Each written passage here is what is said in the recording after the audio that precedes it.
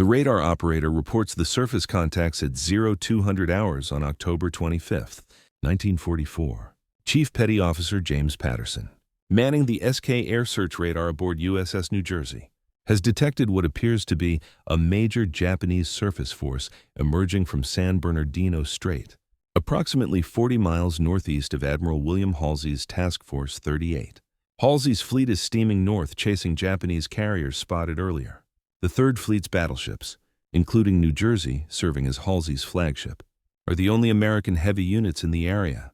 The force Patterson has detected is Admiral Kurita's center force. 4 battleships, including the super battleship Yamato, 6 heavy cruisers, and destroyers, heading south toward the American escort carriers off Samar in 6 hours. Those escort carriers will face the most desperate surface action in the Pacific War. Outgunned and outrun by battleships they cannot fight, saved only by their crew's courage and Japanese confusion. New Jersey will not be there. She will be 250 miles north, her 33-knot speed carrying her toward a carrier force that is bait, while the real threat steams south. But her absence from Samar, controversial and debated for decades, does not diminish her service over a career that will span 50 years, 4 wars, and establish her as the most active battleship in United States Navy history. The ship that proved battleships could remain relevant in the age of carriers by becoming fast enough to operate with them, powerful enough to provide gunfire support no aircraft could match, and survivable enough to return to service 3 separate times when conventional wisdom declared battleships obsolete. USS New Jersey was an Iowa-class fast battleship, the ultimate expression of American battleship design. The Iowa class originated in late 1930s, planning for war with Japan. American naval strategy assumed that decisive battle would occur in the Western Pacific after Japanese forces attacked American possessions. This battle would require fast battleships capable of crossing the Pacific, operating with carrier task forces, and engaging Japanese battleships in gun duels. The design that emerged balanced speed, firepower, armor, and range in proportions that defined modern battleship construction. Specifications: displacement 45,000 tons standard, 58,000 tons full load. Length 887 feet. Beam 108 feet. Draft 38 feet. The hull was long and narrow, optimized for speed. Armament: 9 16-inch 50 caliber guns in 3 triple turrets, 25-inch 38 caliber dual-purpose guns, numerous 40mm and 20mm anti-aircraft weapons. Armor: 12.1-inch belt, 17.3-inch turret faces, 7.5-inch deck-over magazines. The armor scheme was designed to resist 16-inch shells at ranges from 20,000 to 30,000 yards. The expected battle range: maximum speed 33 knots, faster than any previous American battleship and fast enough to keep pace with fleet carriers. This was the critical specification. Carriers required speed to launch and recover aircraft, turning into the wind at 25 to 30 knots. Battleships that could not maintain that speed could not screen carriers effectively. The Iowa class could sustain 33 knots for extended periods, making them ideal carrier escorts. Range: 15,000 nautical miles at 15 knots. This allowed Pacific operations without constant refueling. The ships could cross from Pearl Harbor to forward bases, operate for extended periods, and return without excessive logistics support. Crew varied between 2,400 and 2,700 depending on configuration and flag staff requirements. New Jersey was laid down at Philadelphia Naval Shipyard in September 1940, launched in December 1942, and commissioned in May 1943. Her first captain was Carl Effie Holden. The ship completed workup and training through summer 1943, then departed for the Pacific in January 1944. She arrived at Funafuti in the Marshall Islands in January, joining Admiral Raymond Spruance's Fifth Fleet. Her initial missions were routine: screening carriers during strikes on Japanese positions, conducting shore bombardment, providing anti-aircraft defense for the task force. But in April 1944, Admiral Halsey selected New Jersey as flagship for Third Fleet, the designation Fifth Fleet received when Halsey commanded. Halsey chose New Jersey for specific reasons. She was the newest Iowa-class battleship. Her systems were most modern, and she had space for the large staff required for fleet command. Her speed allowed her to position anywhere in the task force quickly. Her communications equipment could coordinate operations across hundreds of ships and thousands of aircraft. and her 16-inch guns, while rarely used against surface targets, provided reassurance that the fleet had heavy firepower if needed. The alternating fleet designation, 5th Fleet under Spruance and 3rd Fleet under Halsey, was administrative convenience that confused Japanese intelligence. The same ships operated under both designations, but Japanese analysts counted them as separate forces, inflating estimates of American naval strength. New Jersey served as flagship for both admirals at different times, but she became most associated with Halsey, whose aggressive style matched the battleship's capabilities. The fast carrier task forces of 1944 and 45 operated at tempo that would have been impossible earlier in the war.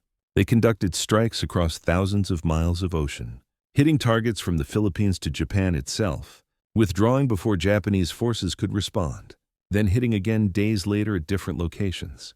This required ships that could sustain high speed for days, that could refuel at sea, that could maintain operations continuously without port visits. New Jersey met these requirements. Her role was protection and command. She positioned herself near the carriers, providing anti-aircraft defense with her 5-inch and 40mm guns. Her radar detected incoming aircraft at long range, giving the task force warning time. Her communications allowed Halsey to coordinate strikes, direct fighter cover, and manage the complex ballet of launching and recovering aircraft from multiple carriers while the task force maneuvered at speed. But battleships existed primarily to fight other battleships, and by 1944, opportunities for gun duels were rare. Japanese battleships remained in port or operated cautiously, aware that American carriers could destroy them before they closed to gun range. The few times Japanese surface forces sortied, they did so as part of complex plans designed to separate American carriers from their escorts, creating opportunities for surface action. The Battle of Leyte Gulf in October 1944 was such a plan. The Japanese Show-One-Go operation called for using carriers as bait to draw Halsey's carriers north, while surface forces would transit San Bernardino Strait and Surigao Strait to converge on the American landing beaches at Leyte. If successful, the plan would annihilate American amphibious forces and potentially change the strategic situation in the Philippines. Halsey's carriers were operating off the Philippines, supporting the Leyte landings. When reports arrived of Japanese carrier forces approaching from the north, Halsey's instinct was offensive. Attack the carriers before they could threaten American forces. He ordered Task Force 38 to steam north at maximum speed. New Jersey and the other fast battleships, organized as Task Force 34, accompanied the carriers. What Halsey did not know, what his intelligence had not confirmed, was whether Admiral Kurita's center force, which had been spotted transiting the Sibuyan Sea on October 24th, was still operational. American aircraft had attacked the force heavily, sinking the battleship Musashi and damaging other ships. Halsey assumed the force had been neutralized or had withdrawn. He assumed the carriers to the north were the primary threat, but Kurita's force had not withdrawn. It had turned around temporarily to avoid further air attack, then resumed course toward San Bernardino Strait. At midnight on October 24th to 25th, it transited the strait and emerged into the Philippine Sea, heading south toward Samar, where the American escort carriers of Taffy 3 were supporting landing operations. The controversy centers on what happened next. Admiral Thomas Kincaid, commanding 7th Fleet supporting the late landings, assumed Halsey had left battleships to guard San Bernardino Strait. Halsey assumed Kincaid's 7th Fleet was covering the strait. Neither assumption was correct. San Bernardino Strait was unguarded. Chief Patterson's radar contact at 0200 hours was Kurita's force emerging from the strait. The contact was reported to Halsey, but by that time, New Jersey was over 200 miles north, steaming at 25 knots toward the Japanese carriers. Turning back would take hours. The escort carriers off Samar would have to fight alone. The battle off Samar that followed was desperate. The escort carriers, each displacing about 10,000 tons with maximum speed of 17 knots, faced battleships displacing over 70,000 tons capable of over 30 knots. The carriers' escorts, destroyers and destroyer escorts, attacked with torpedoes and suicide runs that bought time but could not prevent the Japanese from closing range. Shells from 18-inch and 14-inch guns fell around the carriers. Some carriers were hit. One, USS Gambier Bay, was sunk, but the Japanese withdrew. Kurita, confused by aggressive American destroyer attacks, worried about American carrier aircraft that might appear at any moment, and uncertain about his mission's strategic value. Ordered retreat at 0920 hours. The escort carrier survived. The decision to withdraw would haunt Korea and Japanese naval history. But from American perspective, the outcome was successful if costly. The invasion forces at Leyte were protected. The Japanese fleet had been turned back. New Jersey and Task Force 38 engaged the Japanese carriers to the north. The carriers, part of Admiral Ozawa's decoy force, had minimal aircraft aboard. They were sacrificial pieces, intended to draw American carriers away from Leyte. They succeeded.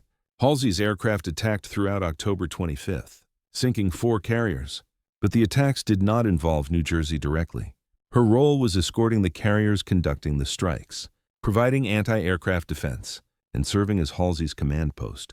The controversy over Halsey's decision persists. Critics argue he fell for the Japanese bait, left San Bernardino Strait unguarded, and nearly caused disaster at Samari.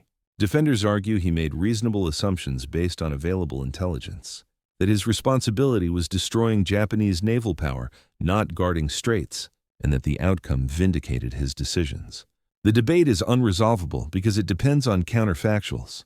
What would have happened if Halsey had split his forces? If Kurita had pressed his attack? If the Japanese plan had succeeded? What is clear is that New Jersey's speed made Halsey's decision possible. If the battleships had been slower, unable to keep pace with carriers, Halsey would have been forced to leave them behind, reducing his striking power against the Japanese carriers. New Jersey's 33 knots allowed her to accompany the carriers, providing the heavy firepower that might be needed if Japanese battleships appeared. The fact that such combat did not occur does not mean the capability was irrelevant. Post-Leyte Gulf, New Jersey continued operations with the fast carrier task forces. She participated in strikes against Formosa, the Philippines, and Okinawa through late 1944 and early 1945. In December 1944, she was caught in Typhoon Cobra, which destroyed 3 destroyers and damaged multiple ships. New Jersey's size and stability allowed her to ride out the storm with minimal damage, though the experience was terrifying for her crew. In 1945, New Jersey participated in the campaigns against Iwo Jima and Okinawa, providing shore bombardment and anti-aircraft defense. Her 16-inch guns, each firing a 2,700-pound armor-piercing shell or 1,900-pound high-explosive shell to a range of 23 miles, could destroy targets that aircraft could not effectively engage. Fortified positions, concrete bunkers, and command centers that required multiple bomb hits to destroy could be eliminated with a single 16-inch shell. The shore bombardment role demonstrated battleship value in the carrier age. Aircraft were flexible, could strike targets across wide areas, and could operate against moving targets, but they carried limited ordnance, required time to locate and identify targets, and could not operate in all weather conditions. Battleships provided sustained firepower that could be applied continuously regardless of weather, that could destroy hardened targets requiring heavy shells, and that could support troops ashore with accuracy that improved as fire control developed.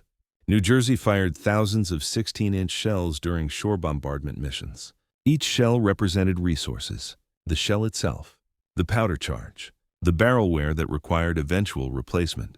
But the effect was undeniable. Marines landing at Iwo Jima credited naval gunfire with suppressing Japanese defenses during the critical initial hours. Soldiers fighting on Okinawa called for fire support when encountering positions they could not reduce with available weapons.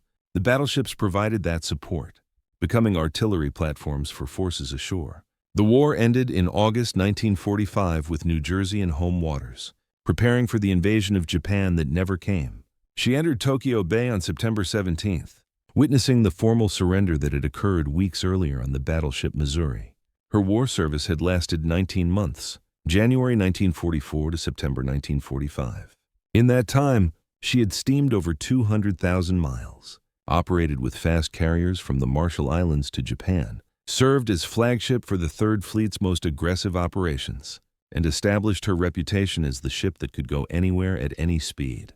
Post-war, New Jersey was decommissioned in June 1948 and placed in reserve. The battleship age was over. Conventional wisdom stated, carriers had proven decisive. Guided missiles would replace guns. Large gunships were obsolete. But New Jersey's story was not finished. The Korean War began in June 1950. American forces supported South Korean defenders against North Korean invasion. Air power and ground forces were engaged immediately, but the mountainous terrain, limited road network, and enemy positions in caves and bunkers required firepower that aircraft could not consistently provide. Naval gunfire support became critical. The Pacific Fleet had several old battleships in reserve, but they lacked the speed and range for extended operations.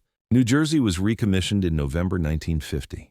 She arrived off Korea in May 1951 and began shore bombardment missions supporting United Nations forces.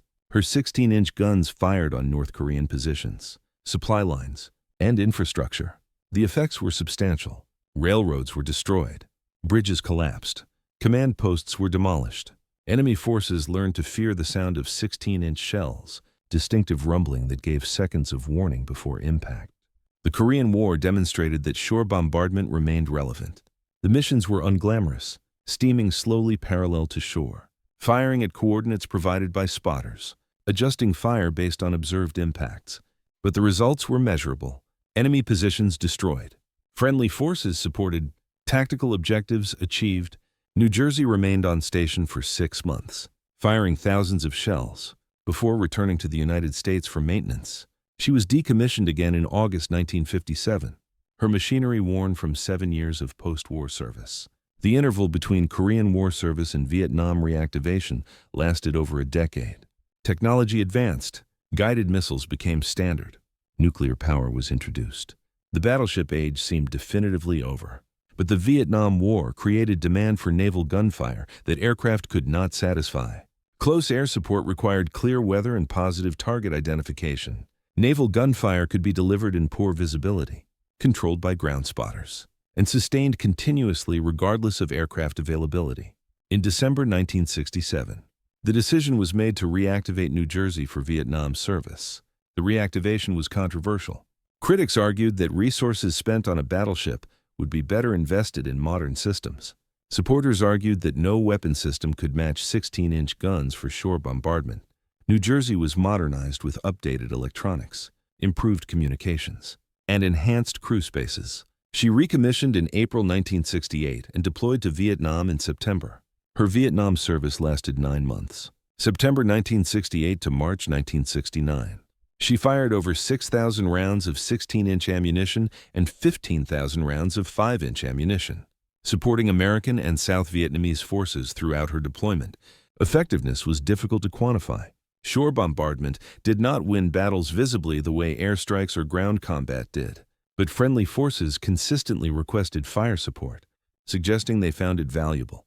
The most controversial aspect was civilian casualties. 16-inch shells were imprecise compared to modern guided weapons. Aiming errors could place shells hundreds of meters from intended impact points. In densely populated areas, this meant risk of civilian casualties. American forces attempted to minimize this through careful target selection and forward observer control. But some civilian casualties occurred, creating political complications and moral questions about using such weapons in counterinsurgency warfare. New Jersey was decommissioned in December 1969. Her Vietnam service concluded. The war would continue for 6 more years without her. The political environment had turned against battleship reactivation. The cost, the crew requirements, the symbolic nature of using World War II-era weapons in modern conflict, all argued against continued service. But the story continued. The 1980s saw renewed interest in battleships under the Reagan administration's 600-ship Navy plan. The argument was deterrence. Reactivated battleships with modern missiles would provide visible power projection capability. New Jersey and her sisters were modernized with Tomahawk cruise missiles, Harpoon anti-ship missiles, and improved electronics. New Jersey recommissioned in December 1982. Her 1980 service included operations off Lebanon in 1983 and 1984, where she conducted shore bombardment supporting multinational peacekeeping forces. The effectiveness was questionable. The targets were difficult to identify and the political situation was complex, but the missions demonstrated continued capability to provide fire support in limited war scenarios. She participated in exercises, port visits, and presence missions through the mid-1980s. But by 1989, the Cold War was ending and defense budgets were declining. The battleships, expensive to operate and crew-intensive, were early candidates for decommissioning. New Jersey was decommissioned in February 1991, shortly before the Gulf War, where her sister ship USS Missouri and USS Wisconsin provided gunfire support. Her final decommissioning was permanent. She was stricken from the Naval Register in 1995 and became a museum ship in Camden, New Jersey. In 2001, her career had lasted, across 4 commissionings, 50 years. She had served in 3 wars: World War II, Korea, and Vietnam, plus peacetime operations in the 1980s. She had fired more 16-inch shells than any other Iowa-class battleship. She had steamed more miles, operated in more theaters, and remained active longer than any battleship in history. The statistics across her career were remarkable. Approximately 250,000 miles steamed, over 21,000 rounds of 16-inch ammunition fired, thousands of 5-inch shells, crew totaling over 10,000 individuals who served aboard her at various points during 4 commissionings, 0 losses to enemy action across 50 years. She was shot at in Korea and Vietnam, took near misses, but never sustained significant damage from enemy fire. The Black Dragon nickname came from Japanese recognition of her distinctive appearance in aggressive operations. Dark camouflage in World War II made her stand out among the fleet. Her speed and firepower made her dangerous. Japanese forces learned to recognize her profile and anticipate her presence meant heavy action.